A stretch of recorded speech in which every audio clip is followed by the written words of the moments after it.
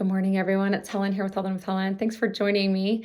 Well, as promised, I told you that I would give you a play-by-play on my trip to Denver, Colorado. So here we go. As you can see behind me, I am in my normal spot, so I obviously made it home safe and sound. It was a day and a half later because I ended up getting stuck in Denver, Colorado.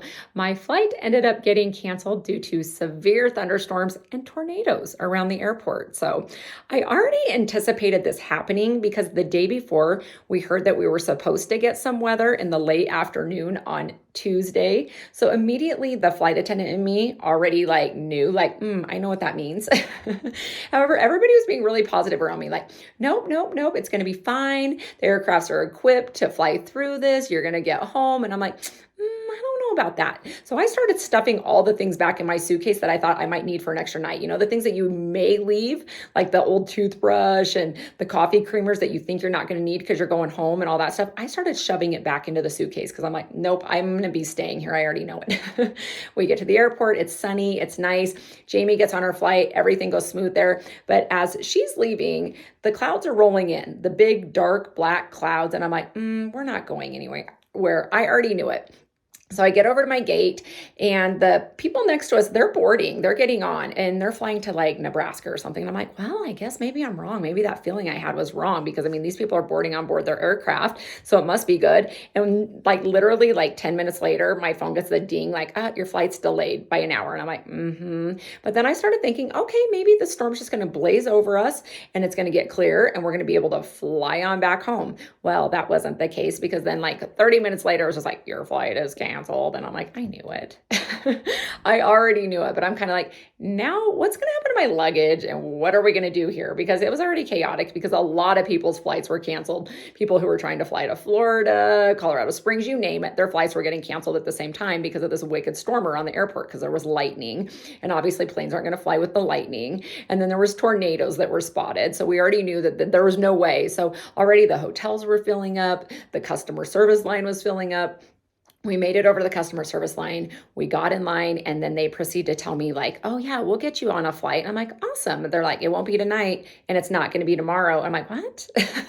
What are you talking about? They're like, we'll get you home on Thursday afternoon. We'll put you on a flight at 1:30. So I wouldn't even get home till almost 3:00 today. And I'm like, are you kidding? And so already all the flights for yesterday were already booked and overbooked. So I don't even know. And so I'm like, all right, so I'm going to be here an extra 2 whole days. And so obviously I don't live that far away from Colorado. I'm only 5 hours, 4.5, 5 hours. So my husband was like, I'll just come and get you. So he came and got me yesterday. We got home last night. So instead of having to be there 2 extra days, I was only there 1 extra day. And by the grace of God, I was able to get a hotel room. I called hotel after hotel after hotel once I knew that I was going to be stuck in Denver. And it was just like, nope, sorry, we're booked. Nope, sorry, we're booked. All surrounding hotels in the area, they're booked. I finally got to a really nice one, which wasn't super expensive, and they had 3 rooms left. And that was before a lot of other people's cancellations started taking place. So I'm kind of wondering where they slept. I don't know, but there was nothing available within the area. So I did get a hotel room, which was really nice. However, luggage. Okay. So then they tell me it's going to be 4 hours. This is what customer service tells me. It's going to be 4 hours for them to be able to pull your luggage off the plane that's not supposed to leave or it's not going to leave. And you'll go into baggage claim and you're just going to wait for it for 4 hours. Okay. You go down there, you talk to somebody down there and you wait for it to come around carousel 15. And I'm like, 2 to 4 hours. Are you kidding? But it's busy and people's flights are canceled. So what do? You're at the mercy of the airline. In the mercy of the weather. You just do what you got to do, right, guys? You just try to have a positive attitude. So I go down there, I get in line. They give me this little tag and they're like, yep, you just sit there and watch that carousel for 4 hours. And so guess what I did? I did that. I propped myself up against a pole and I sat there and watched it go around and around and around. That's probably why I'm still dizzy because I sat and watched it. So I did a little bit of texting, but I didn't want to get my phone too dead because I'm like, okay, I don't really see any chargers around here. And so guess what happened? Almost 4 hours later, my suitcase never came around ever. And so I started seeing a couple people that were lucky and it was like jackpot. They were like, yes, here goes my luggage. I mean, it was like a party. We were all celebrating for that person. Mine never came around. I finally had this nice mom and lady who had a baby. She was just like, yours never came. I'm like, no. I went to customer service and I'm like, hey, I've been standing here almost 4 hours. And they said, that the luggage was going to come. And then she proceeds to tell me that my luggage is in Casper. Like, what? What are you talking about? How did my luggage get to Casper? One, I've been waiting here for 4 hours for my luggage. And the lady, I actually talked to her twice, told me, nope, it's going to come around the carousel. And then I go to a new person, new place, and she tells me, oh no, honey, your luggage is in Casper, Wyoming right now. It made it there. And I'm like, how did my luggage make it there when none of the flights actually went out? It was weird, right? Still trying to figure that one out. However, I didn't have a luggage and apparently it was in Casper, Wyoming, even though the flights didn't go out. So maybe they ferried a flight into Casper without passengers just to get an airplane there.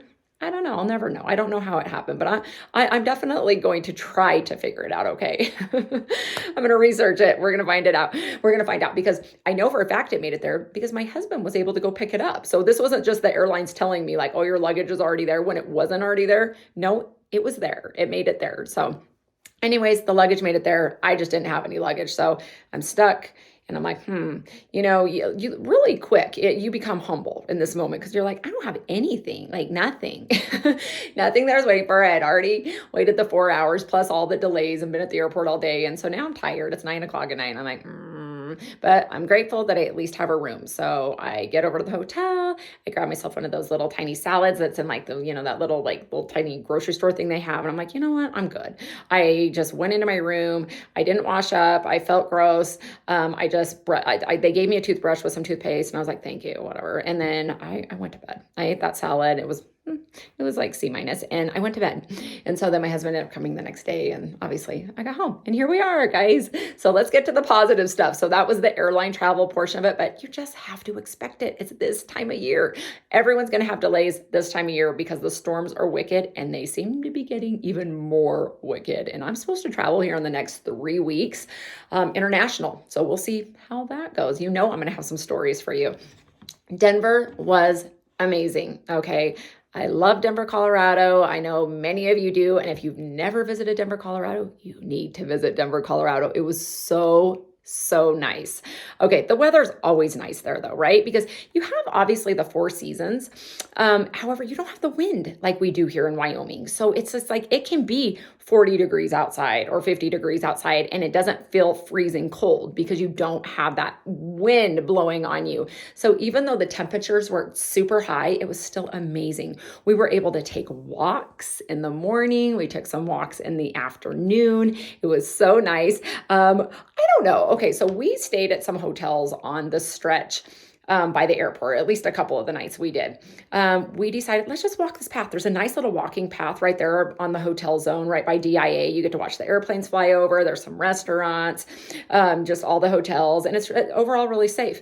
However, my friend and I kept getting honked at by semis. Okay, that's the kicker there. So the first time I honked and we're just kind of like, oh, come on, and then the second one, and not like all back to back. Keep this in mind. This was over a series of days. So we got a couple honks and then we're like, what's going on? And then we got a couple more honks and they were semi truck drivers and we're like, okay. And then finally the next day we roll out of bed and I'm talking, we look beef. I mean, it's not good. And so we just roll out of bed and we're just like, let's just, start the day with a walk, kind of stretch our muscles. Let's just get outside and get a little exercise. And then first thing, out of the gate, it's like, honk, honk by semi. I'm like, Jamie, something's not right. Okay. I'm like, is this maybe a path right here? I'm starting to think something else. I'm like, okay. At first it was like a compliment, like, oh, they must think we're pretty, or, oh, look at that. And then I got to the point I was like, no, something seems really strange here that, to have that many people honking. I'm like, no, something's not right. And I'm like, do you by chance think that they think that we are ladies of the night? You know what I mean? Like ladies of the night. And I said, because we are ladies of the light and they might not realize that. So now that's kind of our little motto. We were laughing so hard because it's like, we're not ladies of the night anymore. I mean, we never really, really were. Could have been close had we not been saved by the good Lord Jesus. But I'm like, no, we're ladies of the light. And so I'm like, I don't know. We're still trying to figure that out. But we thought that was funny. We might use that as a motto for for our women's seminar coming up. But it was strange. It was interesting. But overall, the walk was amazing. The weather was amazing. And there was just some interesting honk honks along the way. So we did that in our spare time. Jamie, she swam, so she took in the swimming pools. Every hotel that we stayed at on the whole entire trip had amazing swimming pools, and they also had great gyms. Like they were all a little bit different, but they were so good, so clean. One even had a really great view of the city of Denver, so it was so nice. We really genuinely felt spoiled. We really did. The whole entire trip, it was just amazing. So you already know we went to Stephen Furtick. You guys, if he comes anywhere close to your state, go. It was so good. It was so inspirational, and he's so down to earth, and he has a lovely wife named Holly, and his daughter was up on the stage and she was reciting scripture, and the whole thing was powerful and it was good. And he was humble. You just in that moment, like we were sitting back and I told Jamie, I'm just like, you just remind yourself, he's just a man, right? He's just a man like all of us. It's just like, yes, he's got this huge platform and he's able to touch like millions and millions of people, but he's just a man. He's down to earth and he's just cool, and his wife was just down to earth and really cool, and just the whole thing just filling people with love and hope and encouragement. And of course, then you have elevation worship, and oh my goodness, this is like the voice of angels, and I'm not joking.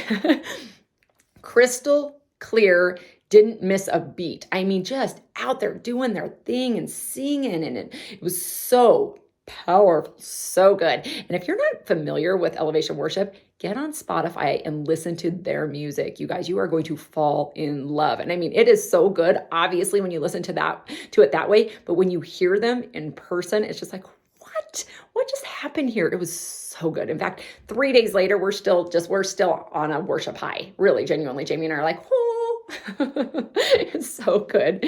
And so elevation worship, Stephen Furtick, amazing. It was at the Ball Arena, which used to be the Pepsi Center, if you're familiar with it. And I had some people that aren't really familiar with him or elevation worship, and they even asked me, they're like, well, he must be kind of big because, I mean, he's having it at the Pepsi Center. I'm like, kind of. Guess what? There wasn't an empty seat in the house. I am not kidding you. Get on TikTok and look up elevation worship, like Denver Nights, and you will see the crowd. They have like a video that they did of the crowd. It was full to the brim. There was no empty seats, and it was so powerful. The Holy Spirit was working, and so it was so worth the trip. It was amazing.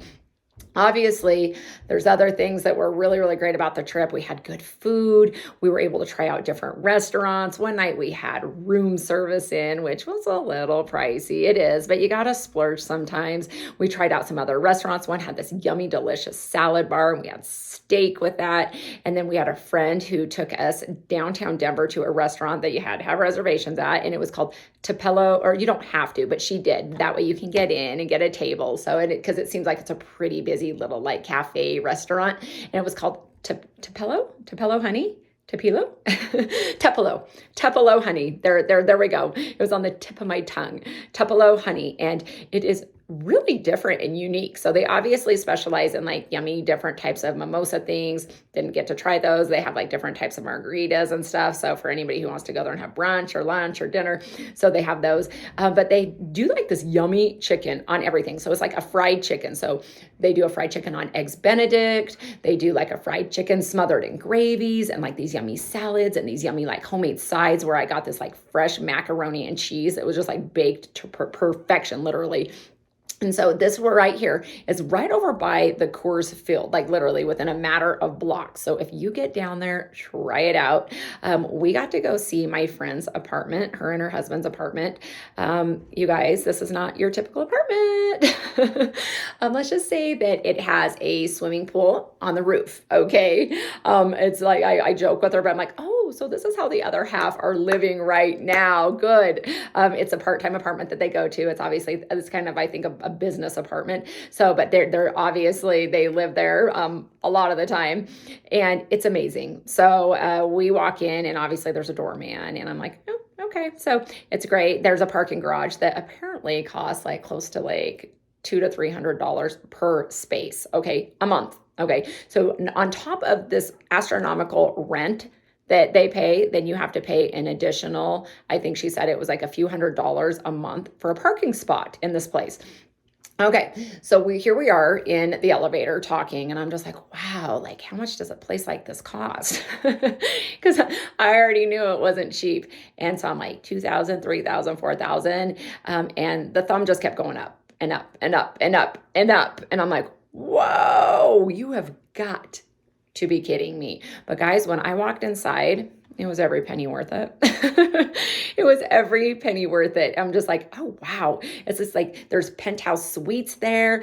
Athletes live in this apartment complex, Denver athletes. And so I'm just like, oh, I can see why. Okay, yeah, you just like, oh my goodness. Well, it was 3-bedroom, 3-bathroom, glass windows all throughout. So all you could see is outdoors. Like you've seen like the whole city of Denver, and it was miraculous. And that was the living room view, right? So there was obviously the bedroom view, but you go into the living room and the whole city of Denver is right there in front of you. The Coors Field is right here. Everything that you can possibly imagine is just like, boop, right out your door. And so I'm like, oh, okay, it makes perfect sense. And it was just gorgeous. It smelled good. It had this big, beautiful, gigantic white kitchen, walk-in closet, you name it, it had it. Balcony, a little breakfast area where you can sit there and look at the city. And so I'm like, okay, so that's what we're striving for. After we went and spent some time with her, I was like, this is what we're all striving for right here. Maybe, it's just like, I don't know. It's definitely probably going to be out of my means forever until I get to heaven and get my mansion in heaven that Jesus told us we would have. But it was still really nice to experience. And I'm so glad we got to spend the day with her and kind of just see, it's always a story. I love to tell people stories, obviously. So I was just excited for her and so happy for them because I'm just like, wow, this is really cool. And so, yeah, we didn't get to take a swim. We didn't get to do any of that. We did get to tour the apartment, sit there for about an hour. And then that's when we got to go to that yummy lunch spot and then just do some other things. And so that's really all I have for you guys. I did want to just kind of share like everything that we experienced. Again, the weather was good. We got to have yummy food. Aircraft travel right now is a little bit hairy out there. I already know there's flights being canceled today due to weather on the East Coast. My brother is about to go on a cruise. He leaves tomorrow for Denver. And then tomorrow night at midnight, or like tomorrow morning at midnight, they're supposed to fly into Florida. And then they're supposed to port in Florida. I believe it's Saturday. And so they're going on a cruise. So I would like to tell you guys about that too, because they're going to be gone for a week. And I think they have like 5 stops on their cruise. I went on a cruise 20 years ago. I've only been on one cruise. And guys, I don't think I would do it again. I can't ever rule it out. Maybe an Alaskan cruise or something. I feel like my hope would be that everyone could experience it genuinely because it is a once in a lifetime thing. However, some people go on them all the time. They just love them. They live on them. But for us, we were kind of like, okay, it was an amazing experience. Everything that you can imagine on a cruise ship, you can do.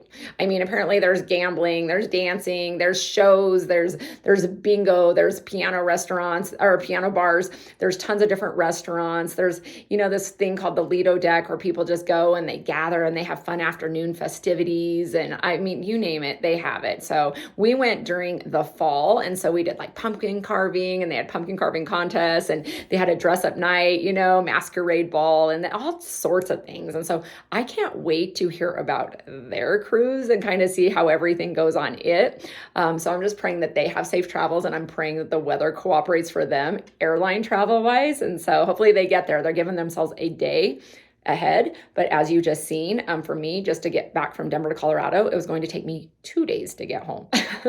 So I don't know that a day's quite enough anymore, guys. So if you are planning a big, giant trip, you might want to give yourself 2 days, maybe 3, because it's strange out there. Let me think if there's anything else I can think of about our Colorado trip. I know I'm missing stuff. Oh, okay. Last thing, Jamie and I, we've been working really, really hard on our podcast and we're still growing. We're looking for a tech support person. I'm going to have to put like an ad out for somebody who can help us in that way. It's just like, we've been given the gift of gab. And so we've kind of got the info and the testimonies and all the stuff that we want to do. It's like, we have this great idea, but we're still looking for somebody who's techie. So I think I'm going to put a little ad out to see if somebody can't just help us kind of dial everything in and smooth everything out with our podcast and all of our ideas that we're wanting to do. However, we did make some podcasts, so that was fun. We're starting to prepare for our women's event, and so we're planning and we're role playing and we're kind of doing some of the stuff that we're going to do there. We're really just going to kind of plug what we've been doing. If you guys feel like checking it out, we just got a little website put together, but it's called Coming Unhinged, thepodcast.com, and you can RSVP for our upcoming event that is here in Casper, Wyoming. It's at the Wolcott Galleria on June 10th, and so you can get the information there. and you can also RSVP there if you would like to go. We would love to see you. And I think that is it. So I just wanted to give you a little update on how the trip went and that it was fantastic. And I can never go on a trip without seeing God's hand in it beginning to end. I say this, I've talked about it, and I'm going to continue to talk about it because it's so true. You already know whenever you go on a trip, doesn't matter where you're at, God's hand is in it from beginning to end. And you can always tell if you're sort of in a flow, right? When you're not up against it, because sometimes you can automatically be like, whew, they're not going smooth. I've been there. I talked about that in my hurricane story. We had the tropical storm and we should have turned around at that point. And then we're like, no, we'll press on.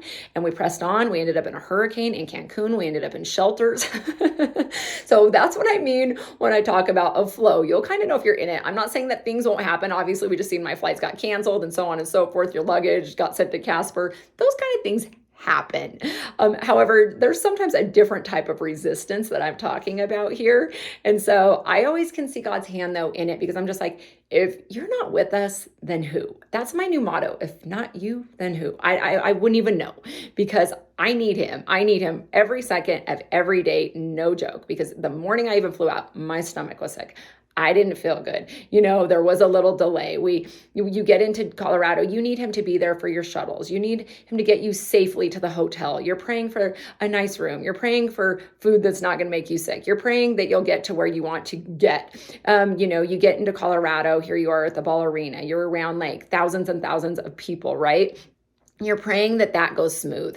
And it went so well because they let you know right there in line. There is no VIPs here. Everybody is very important. You get in line. There's no special services here. This is how it's going to look. And everybody was friendly to one another and it just went really smooth. This is like, that's the way we need to live, right? We need to be kind to one another.